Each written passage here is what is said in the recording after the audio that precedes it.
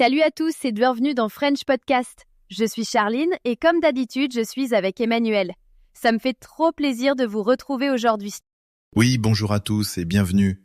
Je crois que cet épisode va intéresser beaucoup de monde parce qu'on va parler du fameux passage du niveau B1 au niveau B2 en français. Un vrai défi, Charline?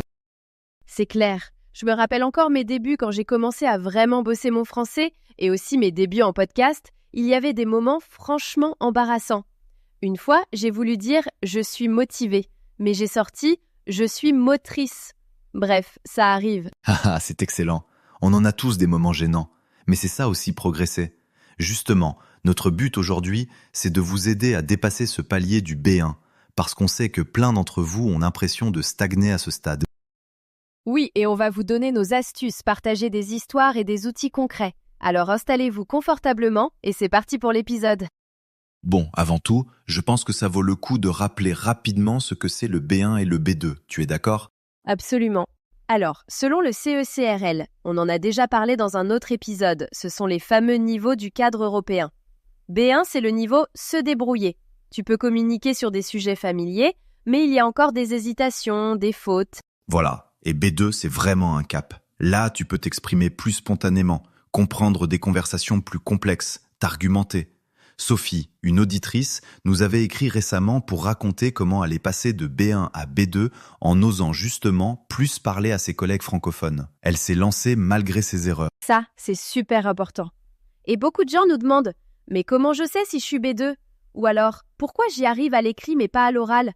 C'est normal, on a tous des points forts et faibles. Faut pas hésiter à se tester, à voir où sont les blocages. Exactement. D'ailleurs, on va en reparler parce que la différence entre le B1 et le B2 n'est pas juste une question de vocabulaire ou de grammaire. C'est une question de confiance, d'automatisme et de prise de risque souvent. Franchement, Emmanuel, pour moi, il y a un truc qui bloque beaucoup de gens entre le B1 et le B2, mais c'est pas toujours très clair. Ouais, c'est vrai. Et si je devais résumer, je dirais que c'est souvent le manque de confiance. On sait à peu près faire, mais on n'ose pas assez. On reste dans la sécurité du « je comprends » sans trop s'aventurer. Et je crois aussi que c'est une question d'automatisme. Parfois, t'as toutes les cartes, mais ça met trop de temps à venir, et du coup, tu restes sur place. Mais tu te rappelles ton élève, là? Le jeune homme qui galérait à l'oral? Ah oui, Jean, il avait toutes les bases. Il connaissait le passé composé, l'imparfait, du vocabulaire, mais il n'osait pas s'exprimer. C'est en allant vivre 2 semaines dans une famille française, immersion totale, même les erreurs étaient bienvenues, qu'il a dépassé ce cap. C'est là qu'il a pris confiance, parce qu'il s'est rendu compte qu'on le comprenait, même avec des fautes. C'est exactement ça. Oser se lancer, même si c'est imparfait. Et alors, comment on fait pour franchir cette fameuse barrière? Franchement, la pratique quotidienne, c'est le secret. Et je le dis tout le temps, mais vraiment, faut intégrer le français dans sa routine. Oui, et pas seulement regarder une série de temps en temps. Non, vraiment, tous les jours. Lire un article, écouter un épisode de French Podcast, petit clin d'œil, ou tenir un journal où tu notes tes phrases du jour. J'entends souvent ce mythe des 10 minutes par jour, et je suis pas entièrement convaincu. Je veux dire, oui, c'est mieux que rien, mais de vrais progrès arrivent quand tu varies les supports et que tu te plonges dedans, genre 20-30 minutes avec des moments consacrés à l'oral, à l'écoute, à l'écrit. Exactement. Comme on disait la dernière fois dans l'épisode sur le français au quotidien, c'est en vivant un peu à la française chaque jour, même virtuellement, que tu développes les automatismes. Le plus important, c'est la régularité, je crois. Bon, on va rendre tout ça concret, d'accord? Un super exercice, c'est de faire les courses en français. Même si tu n'habites pas en France, tu peux t'entraîner à prononcer les produits ou imaginer une scène au supermarché. J'adore, c'est vraiment le quotidien. Alors petit vocabulaire utile.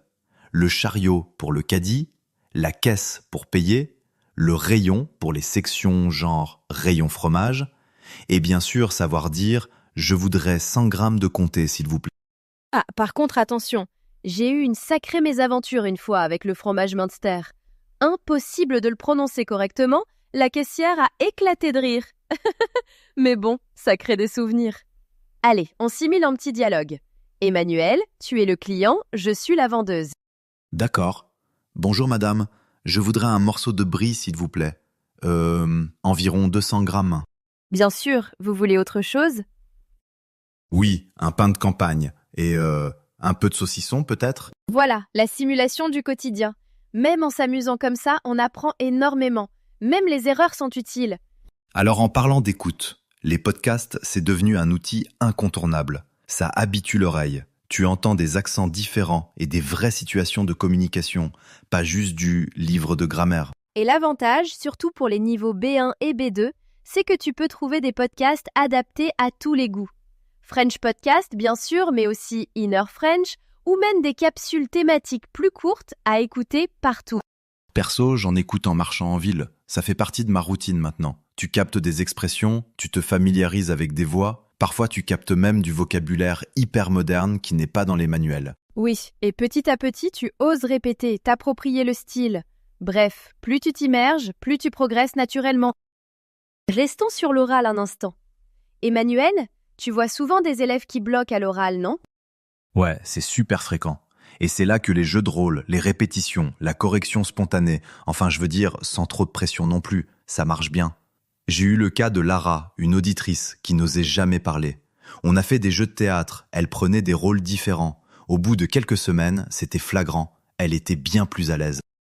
C'est génial ça. Parfois, il suffit de se poser la question, est-ce que j'ose prendre la parole? Est-ce que j'ai peur de la faute? Qu'est-ce qui me bloque vraiment? Mettre des mots là-dessus, déjà, ça aide. Ouais, et essayer de transformer la peur en jeu, ça change tout. Plus t'essaies, plus tu gagnes en fluidité. Bon, un sujet qui fâche, la grammaire. Ami ou ennemi, Charline? Moi je dis, ça dépend comment on l'aborde. La grammaire au niveau B2, faut la voir comme un allié, pas un monstre.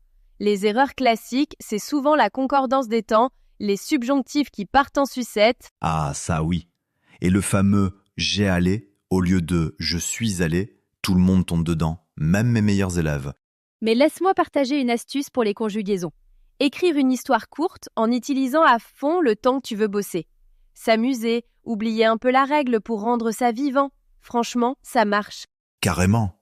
L'idée, c'est de dédramatiser la grammaire, de la rendre concrète, pas punitive. Allez, on partage nos ressources préférées? Emmanuel, je sais que t'as un tas d'applis et de sites en tête. Ouais. Alors, franchement, pour progresser, je recommande TV5 Monde Apprendre, Fantastique, et des livres vocabulaire progressif, et même des groupes Facebook où on échange en français. Tu peux te faire un parcours sur 3 mois. D'abord renforcement de l'écoute, ensuite expression, et enfin production écrite. Oui, c'est important de se fixer des objectifs clairs. Et puis, demander l'avis d'un prof ou faire son propre bilan. Est-ce que je comprends mieux? Est-ce que je parle avec moins d'hésitation? Se poser les bonnes questions, c'est la clé, et utiliser tous les outils à disposition jusqu'à trouver ceux qui marchent pour toi. Bon, pour terminer, je crois qu'il faut varier les sources d'apprentissage pour garder la motivation. Podcasts, livres, réseaux sociaux, conversations. Plus tu t'ouvres à différents supports, plus tu progresses vite. Et franchement, il y a des communautés géniales pour s'entraider. Récemment, j'ai vu un groupe d'apprenants qui échangent chaque semaine autour d'un café virtuel. Ils font des progrès spectaculaires, juste parce qu'ils ont de la régularité et ils se soutiennent. Et la persévérance, c'est toujours ça le secret. Faut vraiment s'immerger au quotidien, même quand t'es fatigué, même quand t'as pas envie. C'est comme ça que tu bâtis ton chemin francophone, petit à petit. On espère que cet épisode vous aura donné plein d'inspiration et surtout l'envie d'oser plus, de vous tremper, de progresser avec nous. On se retrouve très bientôt pour de nouveaux conseils et encore plus d'aventures en français. Merci Charline, merci à vous tous de nous avoir écoutés. Prenez soin de vous et continuez d'avancer. On est là pour vous accompagner. Merci Emmanuel, à la prochaine, ciao tout le monde. À bientôt. Écoute la deuxième partie de Podcast français. Bonjour et bienvenue. Aujourd'hui, on se penche sur une source, pour le moins atypique. Assez particulière, on peut le dire. Oui, carrément. Pas une pile d'articles, pas un long rapport de recherche. Non, une seule et unique phrase. C'est vrai. Elle est tirée d'un livre qui s'appelle Mastering the French B2 Threshold. Et elle est d'une simplicité presque désarmante. La voici. La seule chose qui vous empêche de passer de B1 à B2 en français...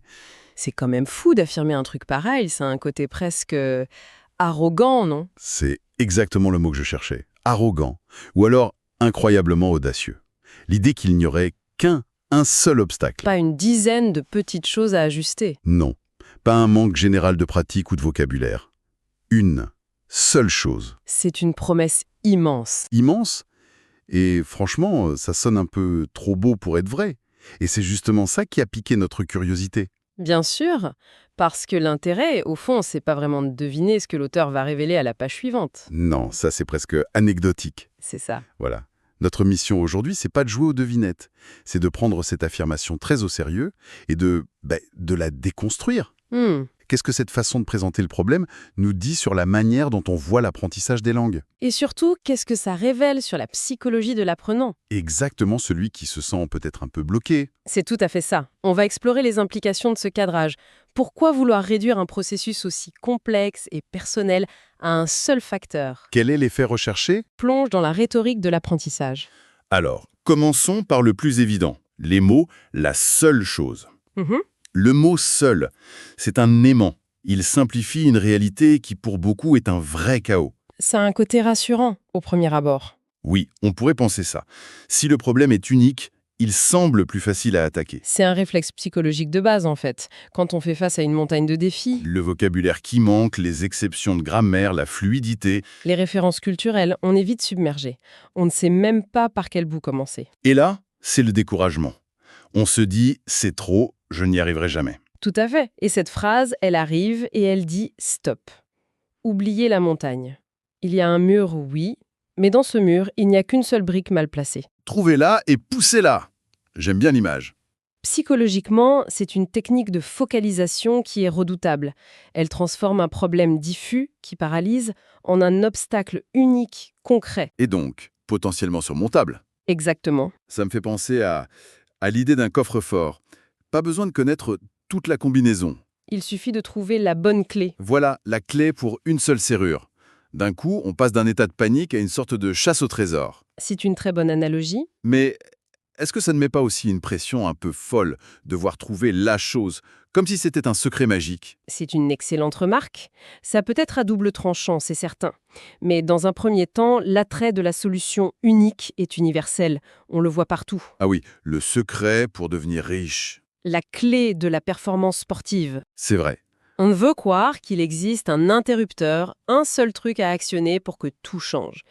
La vraie question, c'est de savoir si c'est juste une astuce marketing pour vendre un livre ou s'il y a une vraie vérité pédagogique derrière. Est-il possible qu'à certains paliers, comme entre B1 et B2, le progrès soit vraiment freiné par un seul facteur dominant? C'est la question à 1 million. Et même sans avoir la réponse, ce qui est fascinant, c'est que la phrase nous oblige à nous interroger sur la nature de ce facteur. Si on devait parier, on miserait sur quoi? On peut imaginer 3 grandes catégories. D'accord? Soit c'est un blocage psychologique. La peur de faire des erreurs, par exemple. Voilà, le candidat le plus évident. Soit c'est une compétence technique très spécifique. Le subjonctif? Le subjonctif, les pronoms, des choses comme ça. Et la troisième possibilité, c'est une habitude mentale. Alors, la peur de faire des erreurs. Je veux bien, mais on l'a dès le niveau A1, non? Oui, mais Qu'est-ce qui la rendrait si spécifique à ce passage de B1 à B2? J'aurais même cru qu'elle diminuait avec le temps. c'est là que c'est subtil. La peur change de nature. Au niveau A1 ou A2, on sait qu'on va faire des erreurs. On s'y attend. C'est normal. On n'a pas d'ego à défendre. Exactement. Au niveau B1, on peut déjà se débrouiller. On a une certaine fierté, une image de soi de personne qui parle un peu français.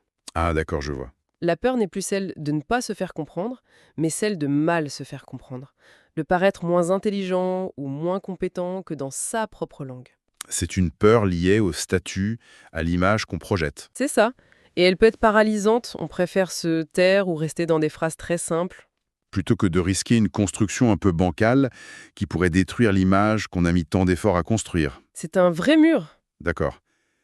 Et pour la compétence technique, Ah, le subjonctif, on y revient.